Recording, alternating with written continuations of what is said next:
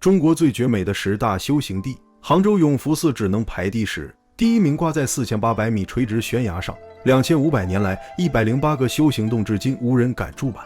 提起中国的修行地，你脑海里是不是立刻冒出少林寺、武当山，或者那座金顶闪耀的布达拉宫？但你真的以为这960万平方公里的土地只藏得下你听过的那几座寺庙吗？错，中国的修行地不只是烧香拜佛的道场，更是一场关于信仰、勇气和极限的修行。从杭州市区半小时就能到的枫叶禅院，到海拔4800米垂直悬崖上的本教圣地，从2万掘亩的水上女儿国，到1年封山8个月只有10几个僧人驻守的天空之城，这些地方不上热搜，不搞噱头，却美到让人忘记呼吸，震撼到让人重新思考生命的意义。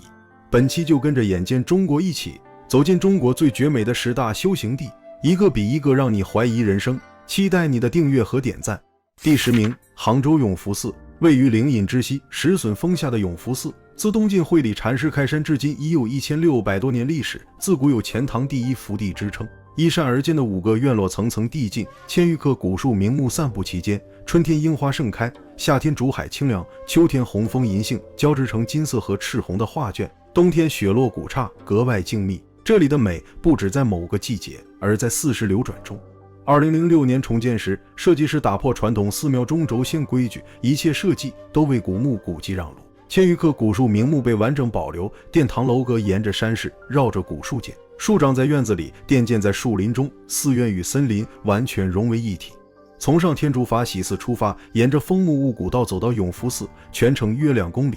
鸡爪器、枫香、乌桕、银杏错落分布，层层叠叠铺满山道。古道上还藏着1400多年历史的中印庵，这处古庵被层层彩林环绕，但遗憾的是如今已不对外开放。清晨，诵经声混着经幡的哗啦声，整座寺院笼罩在宁静氛围里。午后，阳光穿过树叶洒在院子里，斑驳的光影在黄墙上跳动。福泉茶院里，僧人和居士们在树下品茶论禅，落叶随风飘落在茶杯边。永福寺的修行不是苦修，是在四季流转中静心，在晨钟暮鼓里觉悟。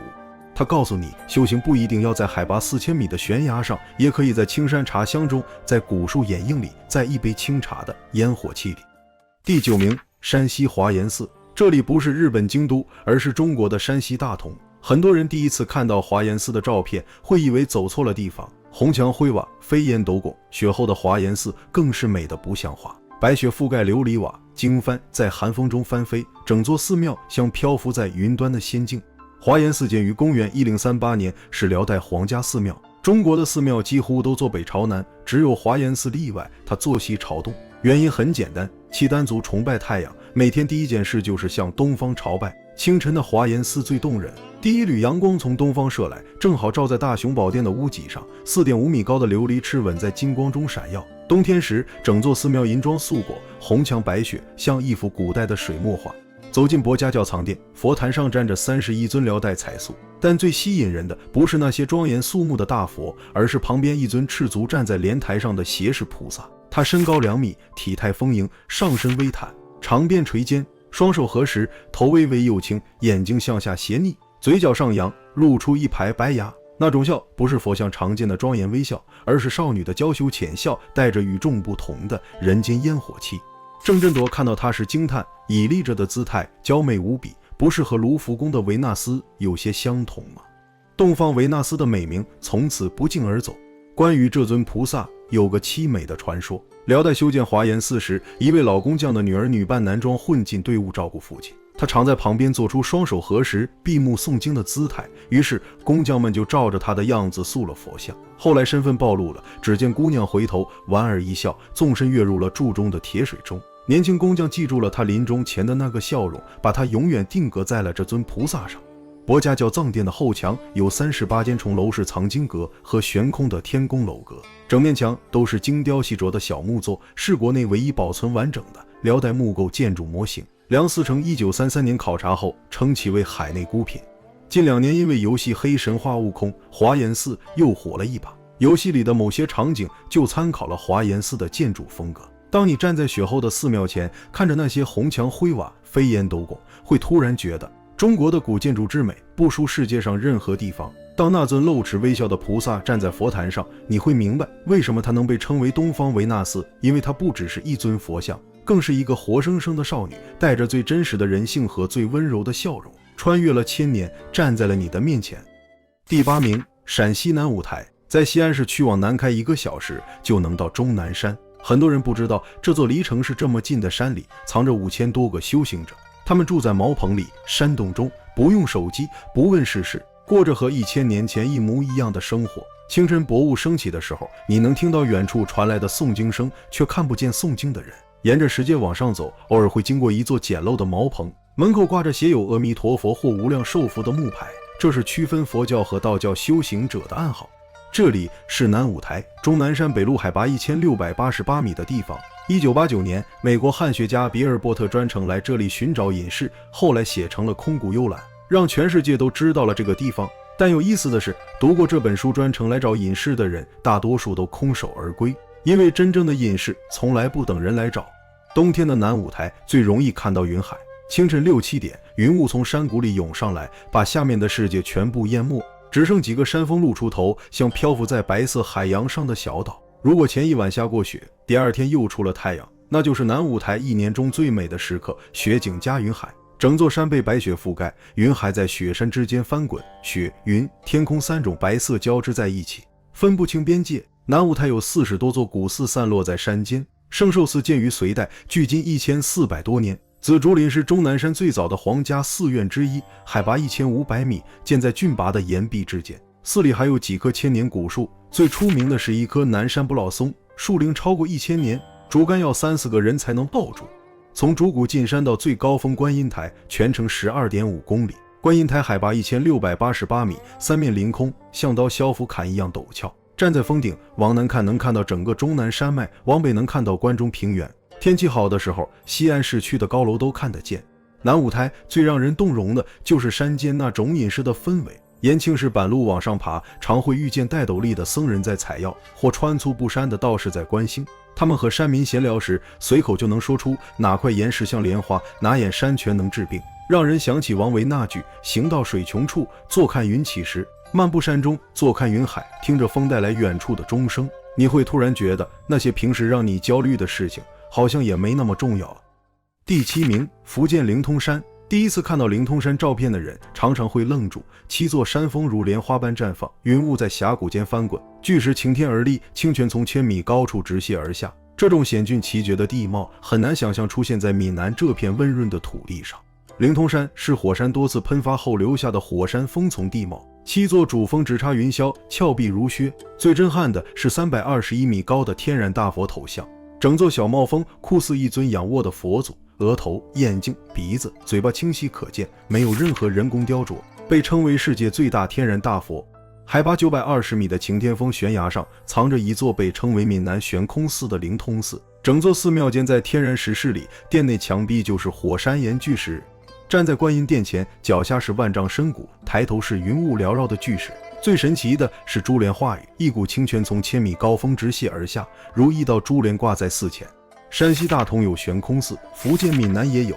只是知道的人太少。灵通山最特别的是佛道儒三教和谐共处。明朝大学士黄道周在这里读书讲学，留下灵音感通4个字，灵通山的名字就是从这里来的。他曾写道：其峰30有6，与黄山相似，当无不及，或有过之。闽南小黄山的美名就是这么来的。清晨时分，云雾从沟壑间升起，7座山峰在云海中若隐若现。秋天时，满山枫叶层林尽染，美得像一幅油画。灵通山藏在闽南深处，知道的人不多，但正因为这样，它保留了最原始的模样，没有过度开发，只有云雾、奇峰、古寺和那座在悬崖上矗立了1000年的灵通寺。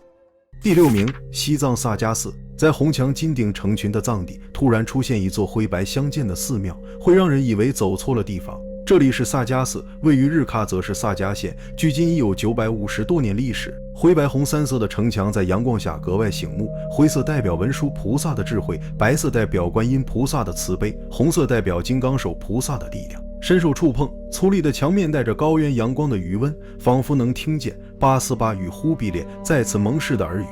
萨迦寺曾是萨迦王朝统治西藏70多年的权力中心，八思巴就是从这里走出去。成为了元朝的国师，创制了848文。萨迦寺被誉为第二敦煌，踏入拉康期末大殿，最震撼的是那面高10米、长60米的经书墙，墙上密密麻麻堆满了4.4万余部经书，8.4万卷，其中不乏用金粉、银粉书写的手抄本。世界上最大的经书布德甲龙马也在这里，重达1000余斤。上午时分，阳光从天窗打进来，整面经书墙都在发光。据说在那些动荡的年代，僧人们把经书藏在牛粪堆里才保住，连佛经都要经历粪土肢解才能留存到今天。殿内108根巨柱林立，有4根最为传奇。忽必烈柱粗壮的需要5、6个人才能合抱，据说靠一靠能获得忽必烈的气力。野牛柱是野牛用脚拱来的，猛虎柱是猛虎背负而来，墨血柱传说是海神送来的，送来时还流着血。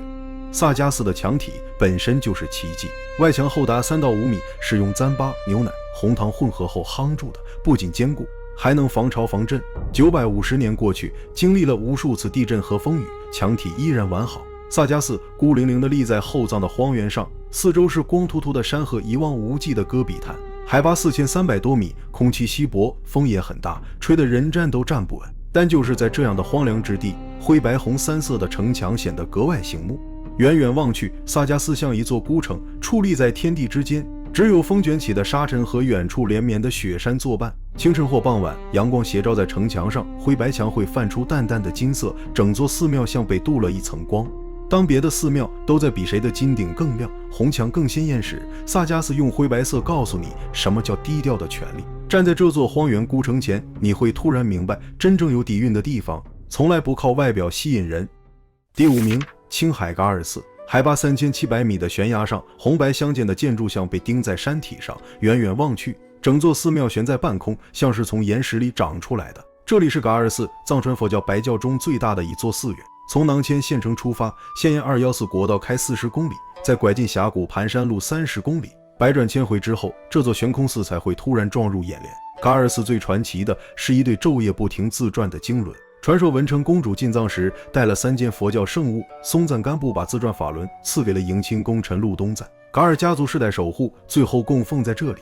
1300年过去，2个僧人一般昼夜不停地转动经轮，站在大殿门口，能听到经轮转动时发出的低沉嗡嗡声，像远古的回响。囊谦是格萨尔王传的核心流传地，附近的达纳寺珍藏着格萨尔的王冕、金鞍、宝刀，还有30员大将的灵塔群。加纳玛尼石堆有25亿块刻着经文的石头，每一块都是朝圣者放下的心愿。去噶尔寺的路本身就是一场修行。噶尔寺大峡谷全长40公里，被誉为澜沧江第1大峡谷。峡谷里植被茂密，溪流潺潺，黄羊和野驴在山间漫步，雄鹰在半空盘旋。寺庙分上下2院，上寺戒律严格，只有僧侣，下寺接纳居士修行。站在上寺往下看，脚下是万丈深渊，对面是连绵雪山，耳边只有风声和诵经声。当文成公主带来的经轮还在转动，当格萨尔的故事还在传唱，噶尔寺就像一座时间的桥梁，连接着过去和现在，连接着神话和信仰。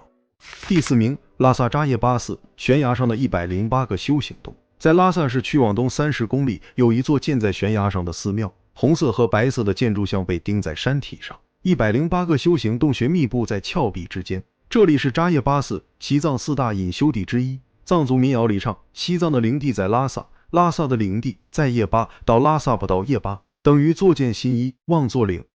当地人说的更直白，叶巴不去，白来拉萨。扎叶巴寺始建于公元7世纪，距今已有1500多年历史，是松赞干布为爱妃芒萨赤尊公主所建。但真正让它出名的不是历史，而是它的位置。整座寺庙建在海拔4000多米的悬崖上，岩洞和寺庙融为一体。远远望去，建筑像从岩石里长出来的，有的贴着峭壁，有的藏在岩缝里，有的干脆就是天然洞穴改造的。通往寺庙的栈道悬在半空，一边是峭壁，一边是深渊，低头看一眼就腿软。冬天的扎叶巴寺更震撼，大雪覆盖了整座山，红色的寺庙建筑在白雪中格外显眼，像一簇火焰燃烧在冰封的悬崖上。这里有108个修行洞穴，对应着人的108种烦恼。松赞干布、文成公主、莲花生大师都曾在这里闭关，他们的修行洞至今还保留着，石壁上据说还有他们留下的手印和脚印。有些洞穴只能容纳1人盘腿而坐，有些则完全封闭在岩石深处，漆黑一片， 1300年过去，仍有僧人在这些洞里苦修，一闭关就是几个月甚至几年，食物由其他僧人送到洞口，除此之外与外界完全隔绝。扎叶巴寺最极端的修行方式叫黑关，僧人进入完全封闭的洞穴，用石头把洞口堵住，在彻底黑暗的环境中打坐数月，没有光线，没有声音，只有自己和自己的对话。当地人说，能完成黑关修行的僧人出来之后眼神格外清澈，仿佛看透了什么。也许在黑暗的洞穴里，他们真的等到了那束光，不是从外面照进来的阳光，而是从内心升起的光。站在扎耶巴寺的悬崖上往下看，拉萨河谷像一条银色的带子蜿蜒在雪山之间。这里海拔超过4000米，空气稀薄的让人每走几步就要停下来喘气。但正是这种接近天空的感觉，让无数修行者选择在这里闭关。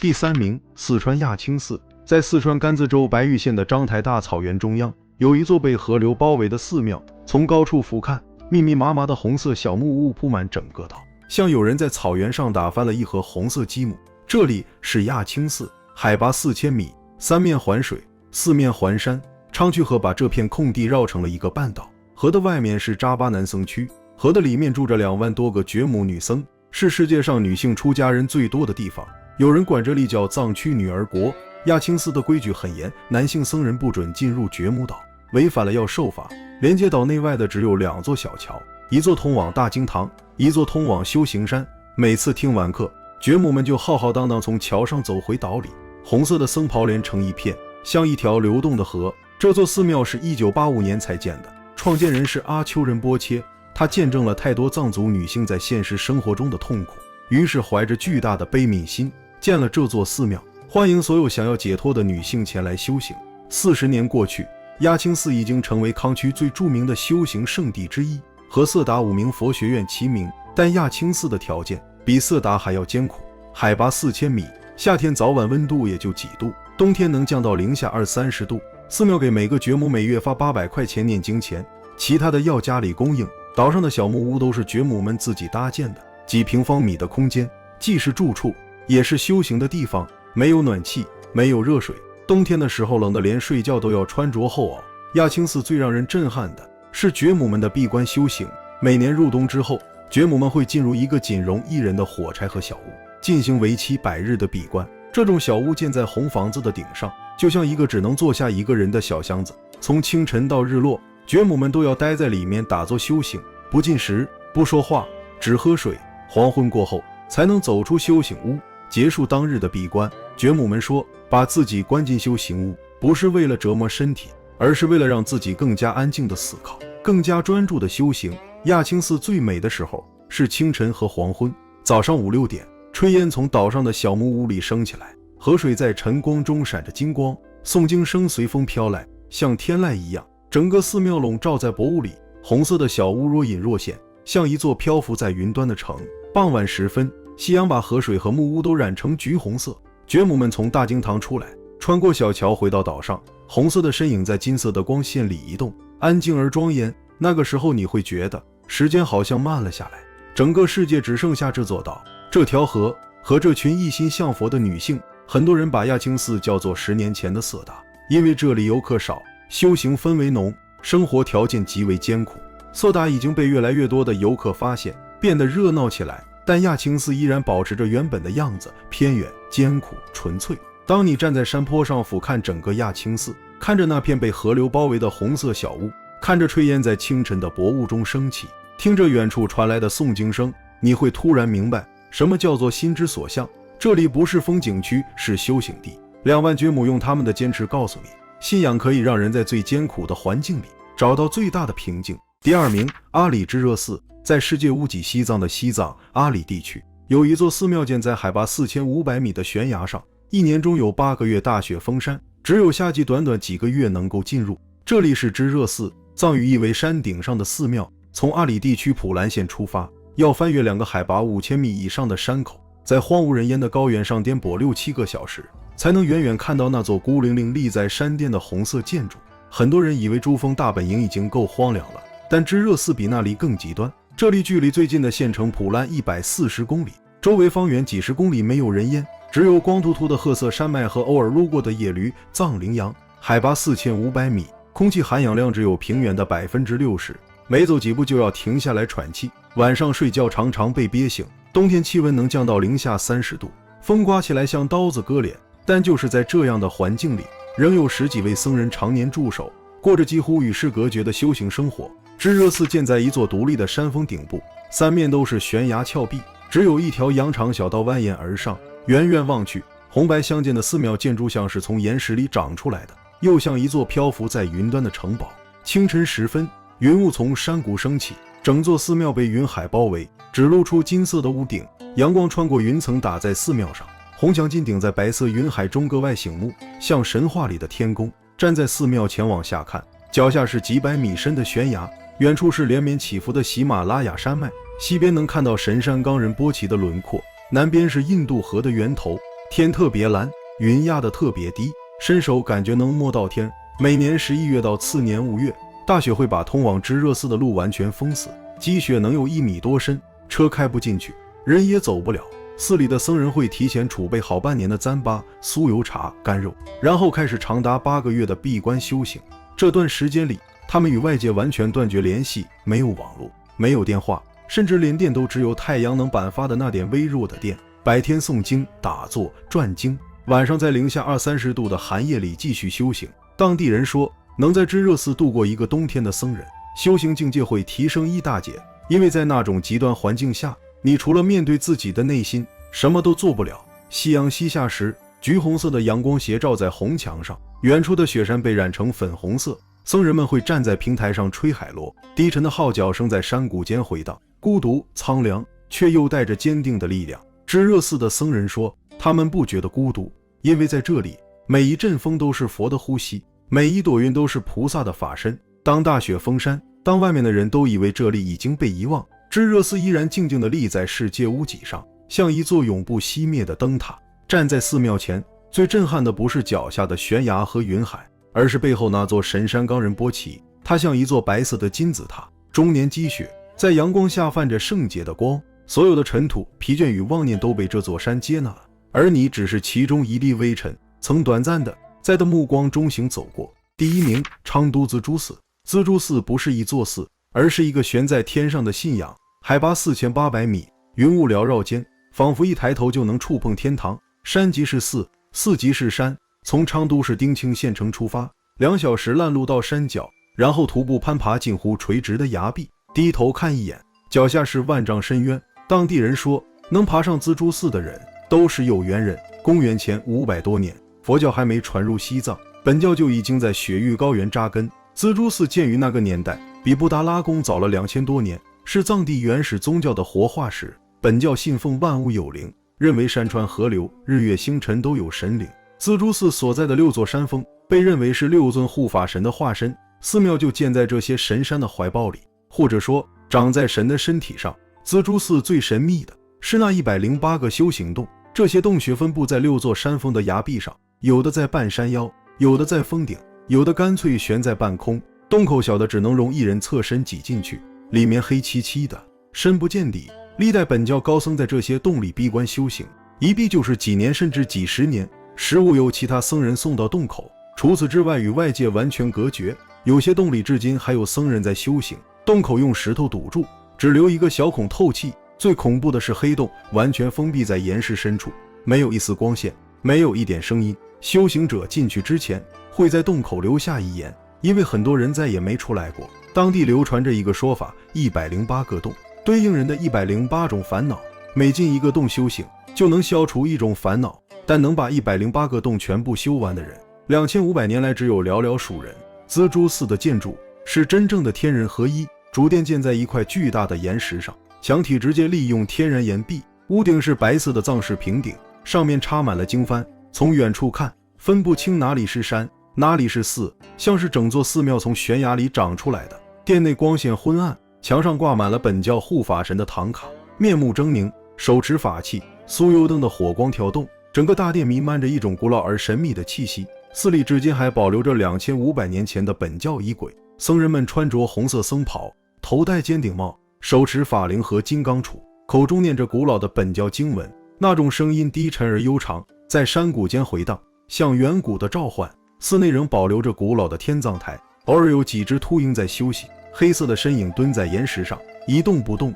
像守护者，也像摆渡人。他们在这里等待了千年，见证了无数灵魂的归去。想要打卡传说中海拔最高的厕所，需要穿过天门洞，楼梯又窄又陡，一定要抓稳扶好。但上去后，脚下悬崖万丈，眼前群山苍茫，瞬间觉得值了。不过现在这个厕所已经锁起来了，能否看到也全凭缘分。清晨的蜘蛛寺是一天中最美的时刻，云雾从山谷升起，淹没了山脚的世界，只剩6座山峰露出头来，像漂浮在白色海洋上的孤岛。寺庙就在这片云海之上，红墙白塔在晨光中泛着柔和的光，太阳从东方升起，第一缕阳光打在山峰上，整座山都被染成金色。僧人们开始念经，海螺号和法鼓的声音响起，混着风声和经幡的哗啦声，像是在为新的一天祈福。站在寺庙前往下看，脚下是翻滚的云海，远处是连绵的雪山，天空蓝得不像话。这个时候你会明白，为什么蜘蛛寺要建在这么高的地方，因为这里离天最近，离神最近。尽管道路险峻，气候严酷，但朝圣者却从未断绝。每年藏历5月，蜘蛛寺会举行盛大的法会，成千上万的信徒从四面八方赶来，他们中有白发苍苍的老人，有刚会走路的孩子，甚至有身怀6甲的孕妇。他们爬上那条近乎垂直的崖壁，只为在神山面前磕一个长头，在大殿里点一盏酥油灯。冬天的蜘蛛寺更加严酷，气温降到零下20-30度，大雪封山，通往寺庙的路被积雪覆盖，但仍有10几个僧人留守在这座天空之城里继续修行。他们每天的工作就是念经、打坐、扫雪，日复一日，年复一年。有人问他们，这么冷，为什么不下山？他们笑着说，山下太吵，听不见神的声音。蜘蛛寺已经在这座悬崖上站立了2500年，它经历过战争，经历过动荡，经历过无数次风雪的侵蚀，但从未倒下。那些修行洞里，至今还有僧人在闭关，那些古老的经文，至今还在被吟诵，那些本教的仪轨，至今还在被传承。当你终于爬上这座海拔4800米的悬崖，站在蜘蛛寺前，看着脚下的云海，远处的雪山，耳边只有风声和诵经声，你会突然明白一件事：有些信仰不需要理由，有些坚持不需要解释。蜘蛛寺不是用来参观的，是用来朝拜的。它挂在悬崖上2500年，不是为了让人拍照打卡，而是为了让那些真正想要寻找内心平静的人有一个可以抵达的地方。在这里，你只是6座山峰脚下的一粒尘埃，在众神的凝视中短暂地停留过。这是座修行地，哪一座才是你心目中的第一？从杭州市区半小时就能到的永福寺，到海拔4800米垂直悬崖上的蜘蛛寺，从2万掘亩的水上女儿国，到1年封山8个月的世界屋脊天空之城，每一座都用自己的方式诠释着修行的意义。有人说，修行就是要苦，要远离尘世，要在极端环境中磨练自己。也有人说，修行就在当下，在一杯茶的功夫，在四季流转的美景中。但无论哪种方式，这些修行地都在告诉我们同一件事：真正的修行不在山有多高，寺有多远，而在于你是否真的愿意停下来，面对自己的内心。留言告诉我，这10座修行地，你最想去哪一座？记得点赞、订阅和转发。眼见中国每周更新，我们下期再见。